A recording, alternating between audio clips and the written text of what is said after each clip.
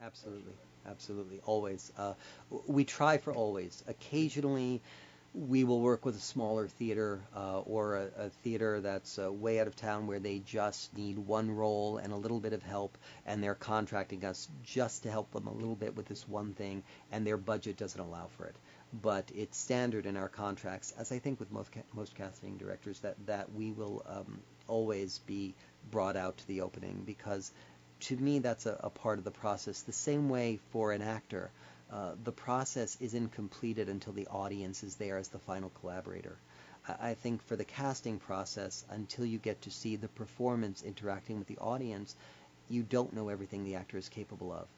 And it's really important to stay on top of that and to understand what these actors can do in performance that's different than the audition room. Uh, for the most part, I think actors grow in the rehearsal process and grow further in front of an audience.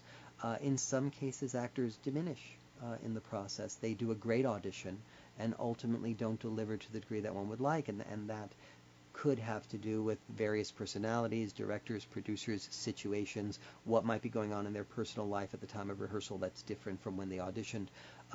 As I say, that's rare. For the most part, I think actors grow into a role and get better. But as a casting director, and also as a supporter of those actors and of the production, I think it's imperative to be there and to be present and to see what's happening and what they're doing. Um, Also, one gets a sense of what directors one would like to work with again and how they bring to fruition the collaboration. In most cases, certainly I'm at the point in my career where the directors I work with are directors that I've worked with over time. And we know each other, and I know I can trust an actor in their hands, and I know that they will make a great performance from their collaboration with that actor. There have been times over the years where I have been shocked or surprised by what a director's done that has not brought the actor out to their best ability. And uh, in these cases I'm thinking of, it's very recognizable that it was not the actor's fault. It had nothing to do with the actor. It was that the director was incapable of raising the talent they had to the next level in the production through the rehearsal process. So I want to know about that also. I always want to know when I'm sending an actor out for something that they're going to have a good experience of it. And that's a part of my reputation and why I've been able to get wonderful actors and wonderful stars into projects because I'm known in the industry as being credible that way, that for the most part the projects I cast are worthwhile and sometimes they pay a lot of money and sometimes they don't.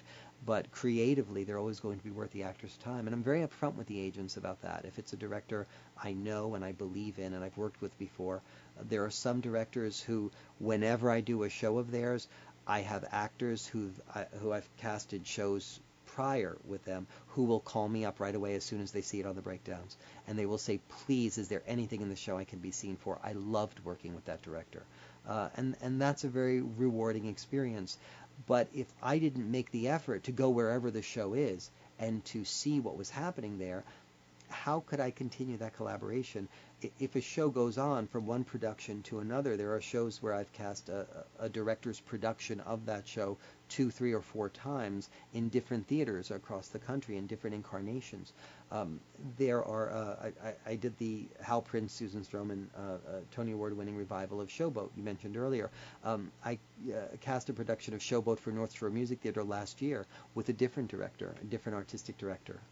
So revisiting that show 10 years later was a fascinating process, and seeing some of the new talent. I mean, one gets a vocabulary for a show, which is great, and we were able to bring some wonderful things to that and make some things work in new ways with a strong foundation for it.